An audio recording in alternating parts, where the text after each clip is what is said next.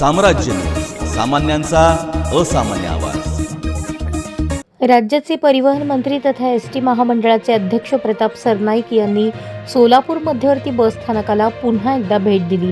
या भेटीदरम्यान शौचालय, पाणपोई यांसारख्या सर्वसामान्य प्रवासी आणि नागरिकांना पुरवण्यात येणाऱ्या मूलभूत सुविधांकडे अक्षम्य दुर्लक्ष केल्याप्रकरणी सोलापूर आगाराचे आगार व्यवस्थापक उत्तम जुंदळे यांना निलंबित करण्याचे आदेश परिवहन मंत्री प्रताप सरनाईक यांनी दिले।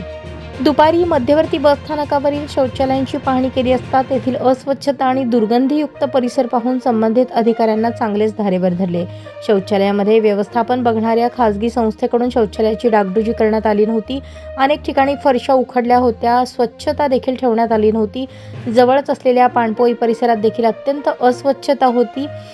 पाणपोईच्या 5 नळांपैकी केवळ एकच नळ सुरू होता। या बाबतीत उपस्थित आगार व्यवस्थापक आणि वाहतूक नियंत्रक यांना समाधानकारक उत्तरे देता आली नाहीत। त्यामुळे संबंधित आगार व्यवस्थापक यांच्यावर जबाबदारी निश्चित करून त्यांना निलंबित करण्याचे आदेश मंत्री सरनाईक यांनी एसटी महामंडळाचे उपाध्यक्ष आणि व्यवस्थापकीय संचालक यांना तात्काळ दिले। विशेष म्हणजे मागील आठवड्यात उपरोक्त त्रुटी दूर करून प्रवाशांना चांगल्या सुविधा निर्माण करून देण्याचे निर्देश आकस्मिक पाहणी दौऱ्यात मंत्री सरनाईक यांनी संबंधितांना दिले होते।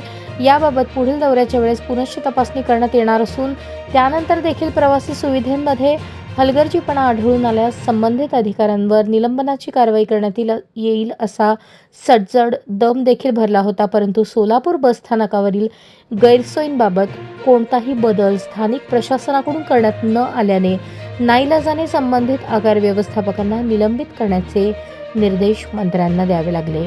तथापि राज्यातील एसटीच्या 251 आगार प्रमुखांनी या घटनेकडे अत्यंत गंभीरपणे पाहावे आणि प्रवाशांच्या सोयी सुविधांच्या बाबतीत विशेषतः बस स्थानकावरील महिला प्रसाधन गृहांच्या बाबतीत कोणत्याही प्रकारची हलगर्जी यापुढे खपवून घेतली जाणार नाही असे स्पष्ट निर्देश यावेळी मंत्री सरनाईक यांनी दिले।